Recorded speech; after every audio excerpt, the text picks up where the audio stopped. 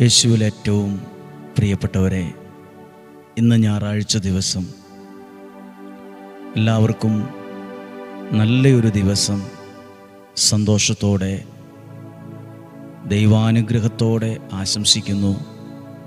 നിങ്ങൾക്കെല്ലാവർക്കും വേണ്ടി പ്രാർത്ഥിക്കുന്നു.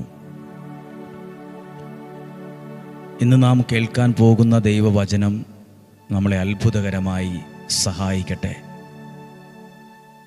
പ്രിയപ്പെട്ടവരെ, ഞാനൊരു ഭവനത്തിൽ ഒരു പ്രത്യേക സാഹചര്യത്തിൽ രോഗമായി വളരെ സങ്കടത്തിലൂടെ കടന്നു പോകുന്ന ഒരാൾക്ക് വേണ്ടി പ്രാർത്ഥിക്കാൻ ചെന്നപ്പോൾ ആ വീട്ടിലുള്ളവർ കണ്ണുനീരോടെ പറഞ്ഞൊരു വാക്കുണ്ട്.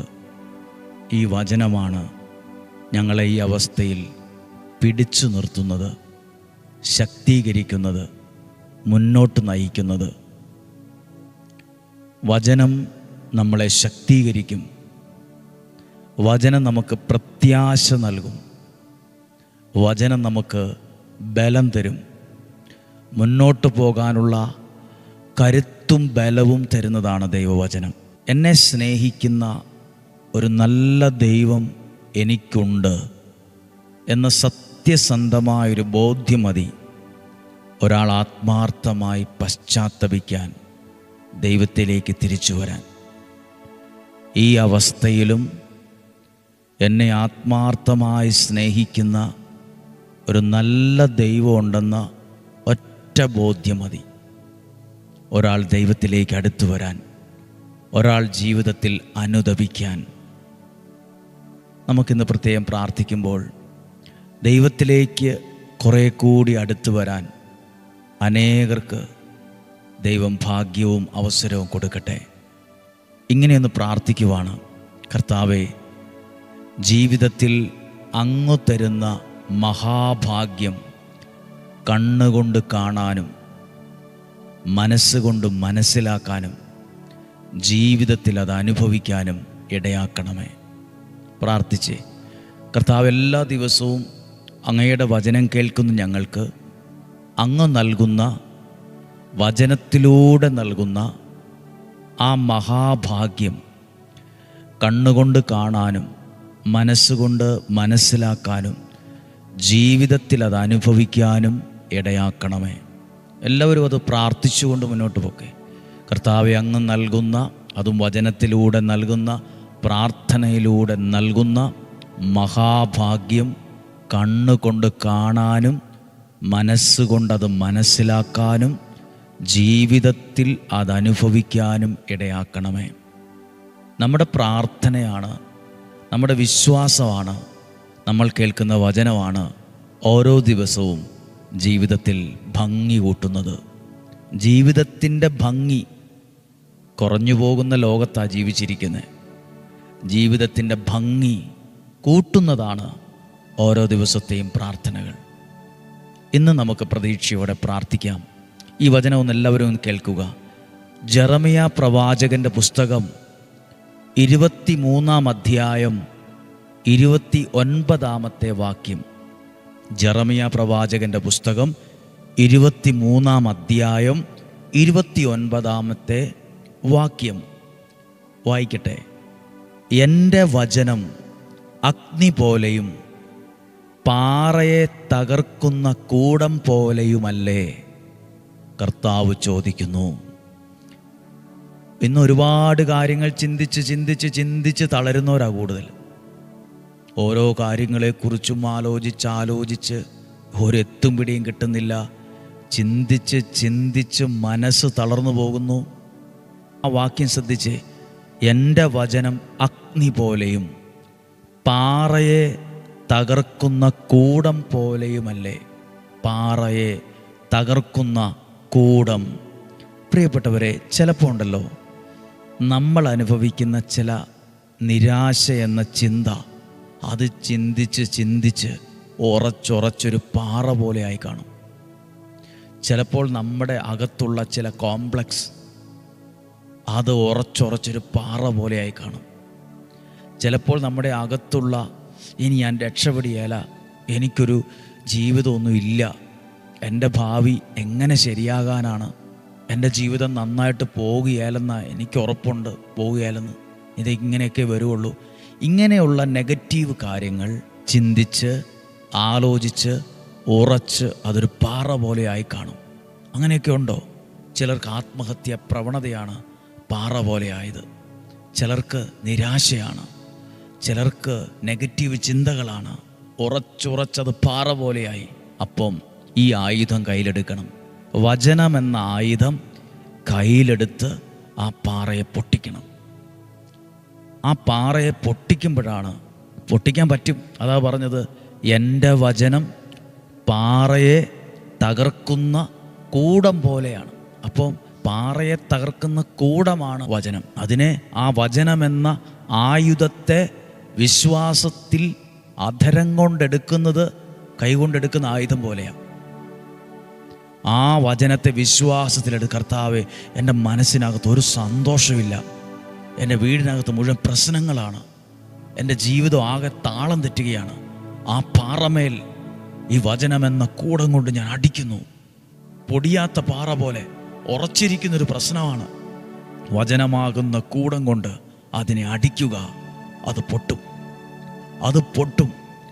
അത് ജീവിതത്തെ ഒരു പുത്തൻ അധ്യായം തുറക്കാൻ അത് കാരണമാവും. ഇത് പലരുടെയും ജീവിതാനുഭവം കേട്ടോ. കാര്യം അവർക്ക് കഴിവും പ്രാപ്തിയും ബുദ്ധിയും ശക്തിയും ആവശ്യത്തിന് വിദ്യാഭ്യാസവും എല്ലാം ഉണ്ട്.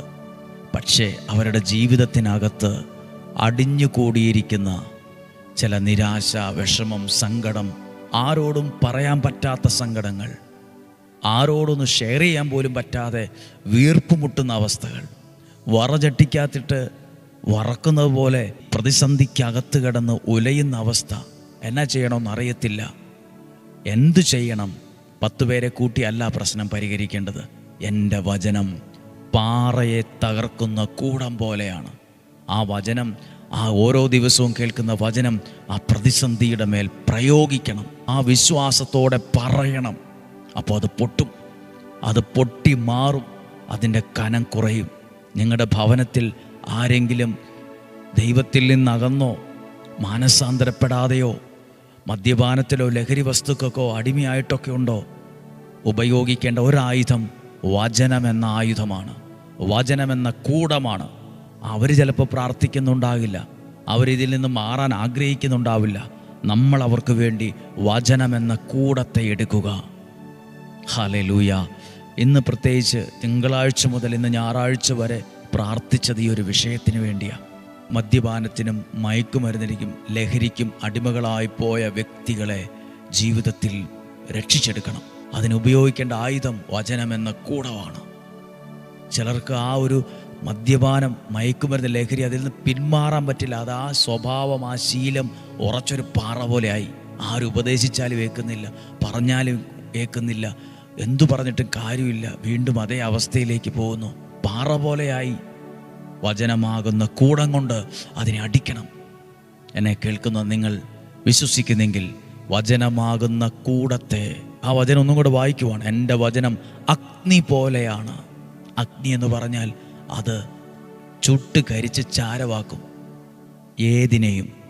അതുപോലെ ജീവിതത്തിനകത്ത് ചിലതൊക്കെ കത്തിക്കരിഞ്ഞ് പോകേണ്ടതാണ്, ചിലതൊക്കെ പാറ പോലെ അത് പൊട്ടിപ്പോകേണ്ടതാ. വചനം അഗ്നി പോലെയുള്ള വചനത്തെ, കൂടം പോലെയുള്ള വചനത്തെ ദിവസവും കയ്യിലെടുക്കാൻ ഭാഗ്യം കിട്ടിയവരാണ് നമ്മൾ. നമ്മുടെ മുമ്പിലുള്ള പ്രതിസന്ധികൾ മാറും. ഈ തിങ്കളാഴ്ച മുതൽ ഈ ഞായറാഴ്ച വരെ ദൈവവചനം കേട്ട എല്ലാവരെയും ഓർക്കുവാണ്. പ്രത്യേകിച്ച് ഒരു നിയോഗത്തോടെ പ്രാർത്ഥിച്ചവർ ഇന്ന് അർപ്പിക്കുന്ന വിശുദ്ധ കുർബാനയിൽ നിങ്ങളെ ഓർക്കും, നിങ്ങൾക്ക് വേണ്ടി പ്രാർത്ഥിക്കും, നിങ്ങളുടെ കുടുംബത്തിന് വേണ്ടി പ്രാർത്ഥിക്കും. ദൈവമേ, അങ്ങ് തരുന്ന മഹാഭാഗ്യം കണ്ണുകൊണ്ട് കാണാനും മനസ്സുകൊണ്ട് മനസ്സിലാക്കാനും ജീവിതത്തിൽ അത് അനുഭവിക്കാനും ഇടയാകണമേ. അതിനുവേണ്ടി വചനമാകുന്ന തീ പോലെയുള്ള വചനം, കൂടം പോലെയുള്ള വചനത്തെ എടുത്ത് വിശ്വാസത്തിലെടുത്ത് പ്രാർത്ഥിക്കുന്നു, വിശ്വാസത്തിലെടുത്ത് പ്രാർത്ഥിക്കുന്നു. മാനസാന്തരങ്ങൾ, മാറ്റങ്ങൾ, തിരിച്ചറിഞ്ഞ് തിരിച്ചു വരുന്ന അനുഗ്രഹങ്ങൾ ഉണ്ടാവും. പ്രാർത്ഥിക്കട്ടെ. നമ്മുടെ കർത്താവ് ഈശോ മിശിഹായുടെ കൃപയും പിതാവായ ദൈവത്തിൻ്റെ സ്നേഹവും പരിശുദ്ധാത്മാവിൻ്റെ സഹവാസവും നിങ്ങളോട് കൂടെ ഉണ്ടായിരിക്കട്ടെ. രോഗങ്ങൾ, അപകടങ്ങൾ, ദുർമരണങ്ങൾ, മൂപ്പെത്താത്ത മരണങ്ങൾ, ചതികളിൽ നിന്നും, വഞ്ചനയിൽ നിന്ന്, നിരാശയിൽ നിന്ന്, ആത്മഹത്യാ പ്രവണതയിൽ നിന്നും ഞങ്ങളെ സൂക്ഷിക്കണമേ. ദീർഘായുസ്സും ആരോഗ്യവും തരണമേ. സമാധാനം തരണമേ. സന്തോഷം തരണമേ. ആരോഗ്യം തരണമേ. നല്ല ജീവിതം തരണമേ. പുതിയ വഴികൾ തുറക്കണമേ. ഈ ഒരാഴ്ചക്കാലം ഞങ്ങൾക്ക് നൽകിയ അനുഗ്രഹത്തിന് നന്ദി. വചനം കേട്ടവർക്ക് നന്ദി. ആ വചനം അയച്ചു കൊടുത്തവരെ ഓർത്ത് നന്ദി. സ്റ്റാറ്റസ് ഇട്ടവരെ ഓർത്ത് നന്ദി. ഈ വചനം എഴുതി വച്ചവർക്ക് ഓർത്ത് നന്ദി. ഈ വചനം ഇനിയും കേൾക്കാനുണ്ട് ഒരുപാട് പേർ. അവരിലേക്ക് ഈ വചനം എത്താൻ വേണ്ടി പ്രാർത്ഥിക്കുന്നു. നിങ്ങളിലൂടെ ഈ വചനം അനേകരുടെ ജീവിതങ്ങളിൽ കൂടം പോലെയുള്ള, തീ പോലെയുള്ള വചനം നിങ്ങളിലൂടെ അനേകർ ലോകത്തിൻ്റെ അറ്റത്തുള്ള ആളുകൾ കേൾക്കാനിടയാകട്ടെ. നിങ്ങളുടെ പ്രിയപ്പെട്ടവർ, ബന്ധുമിത്രാദികൾ, സൗഹൃദ വലയത്തിലുള്ളവർ സകലർക്കും ഈ വചനം ഒരു അനുഗ്രഹമാകട്ടെ. ഇന്നും ജീവിക്കുന്ന യേശുവിൻ നാമത്തിൽ ഈ വചനത്തിലൂടെ നിങ്ങളെ അനുഗ്രഹിച്ച് പ്രാർത്ഥിക്കുന്നു. ഇപ്പോഴും എപ്പോഴും എന്നേക്കും ആമേൻ. പ്രിയപ്പെട്ടവരെ, ഈ വരുന്ന ശനി, ഞായർ, തിങ്കൾ ദിവസങ്ങൾ 25, 26, 27 തീയതികളിൽ ബാംഗ്ലൂർ റിനീവൽ റിട്രീറ്റ് സെൻറ്ററിൽ വച്ച് വൈകുന്നേരം 5 മണി മുതൽ 8:30 വരെ നിയോഗ പ്രാർത്ഥന ബൈബിൾ കൺവെൻഷൻ നടത്തുകയാണ്. തീർച്ചയായിട്ടും ആ ദേശത്തുള്ളവർ, പരിചയക്കാർ, പ്രിയപ്പെട്ടവർ, ബന്ധുമിത്രാദികൾ ആരെങ്കിലുമൊക്കെ ആ ദേശത്തുണ്ടെങ്കിൽ വൈകുന്നേരമാണ്, 5:30 മുതൽ 8:30 വരെയാണ്. നിങ്ങൾക്ക് പ്രാർത്ഥിക്കാവുന്നതാണ്, വരാവുന്നതാണ്. 3 ദിവസം പ്രാർത്ഥനയോടെ ഒരനുഗ്രഹത്തിൻ്റെ ദിവസങ്ങളാക്കി, സന്ധ്യകളാക്കി നമുക്ക് മാറ്റാം. നാളെ തിങ്കളാഴ്ചയാണ്. ഒരുമിച്ച് വചനം കേൾക്കണം, ഒരുമിച്ച് വരണം, ഒരുമിച്ച് പ്രാർത്ഥിക്കുക. 5:30 തന്നെ സാധ്യമെങ്കിൽ, ഒക്കുന്നെങ്കിൽ എഴുന്നേറ്റ് 5:30 തന്നെ വചനം കേൾക്കുക. അത് അനുഗ്രഹമാണ്. നാളെയും 5:30 ഒരുമിച്ച് കാണുന്നത് വരെ സ്വർഗത്തിലെ ദൈവം എന്നെയും നിങ്ങളെയും സൂക്ഷിക്കട്ടെ. ആമേൻ.